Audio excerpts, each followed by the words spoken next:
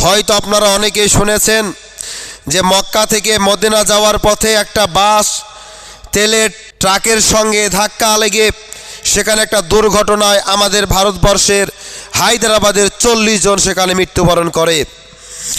অনেকে হয়তো মনে মনে ভাবতে পারেন যে ওরা গিয়েছিল উমরা করতে, মক্কা থেকে মদিনা যাচ্ছিল রসুলের রওজা মুবারক জিয়ারত করতে, ওই জায়গাতে কী করে এত বড় দুর্ঘটনা ঘটতে পারে।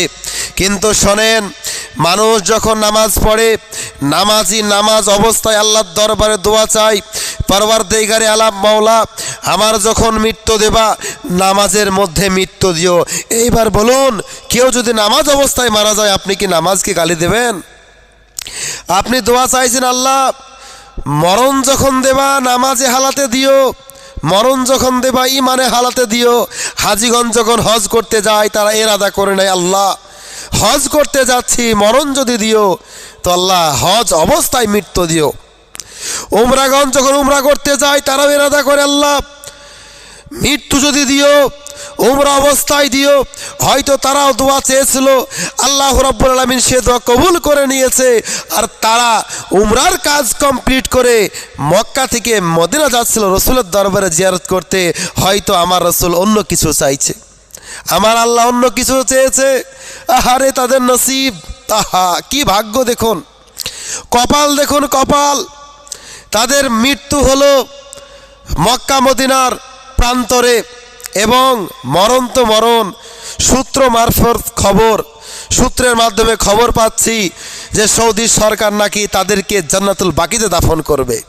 বলেন এর থেকে নসিব আর কি হতে পারে? আহা, তারা কি এমন কাজ করেছিল, কি এমন পুণ্যের কাজ করেছিল যে উমরা কমপ্লিট করে রসুলের দরবার যাচ্ছিল রওজা জিয়ারত করতে, তাদের মৃত্যু হয়।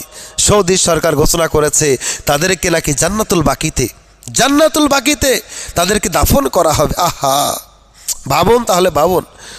অনেকে অনেক কিছু ভাবতে পারে, কিন্তু এদিকটা ভাবুন যে তারা কখনো ভেবেছিল যে তার মাটি তার দাফন জান্নাতুল বাকিতে হবে? আরে আমরা তো দোয়া চাই, আল্লাহ ওই রকম নসিব আমাদের করিও, ওই রকম নসিব আমাদের করিও। প্রত্যেক মুসলমানের এটা অন্তরের দোয়া, আল্লাহ মরণ দিলে নামাজ অবস্থায় দিও, হজ অবস্থায় দিও, উমরা অবস্থায় দিও, ইমানে হালাতে দিও, আর আল্লাহ যদি হয় আমার দাফনটা যেন জান্নাতুল বাকিতে হয়। প্রত্যেকের এটা মনের আশঙ্কা, মনের তামান্না। তাহলে বলুন তাদের কত বড় নসিব।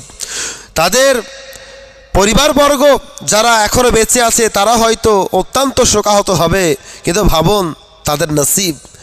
আরে মরতে সবাইকে হবে, চলে যেতে সবাইকে হবে, কিন্তু মৃত্যু অনেক কিছু জানিয়ে যায়, মৃত্যু অনেক কিছু দেখিয়ে যায়।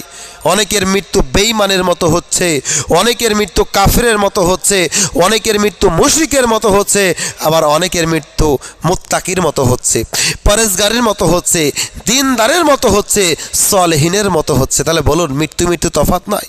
চলে যেতে তো সবাইকে হবে, কিন্তু যাওয়ার একটা প্রসেস আছে, যাওয়ার একটা প্রসেস আছে। দেখুন যেনারা গেছিলেন হজ করতে, উমরা করতে, তারা কি ভেবেছিল এইভাবে তারা পৃথিবী ত্যাগ করবে? কত বড় নসিব, সবাইকে চলে যেতে হবে। তো বলুন কত বড় নসিব।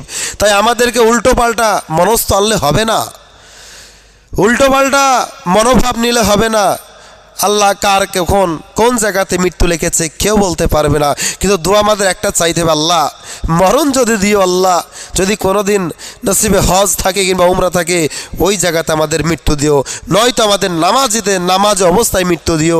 আল্লাহ আমাদের মরণ ইমানে হালাতে দিও। এই তো আমাদের প্রত্যেককে চাইতে হবে।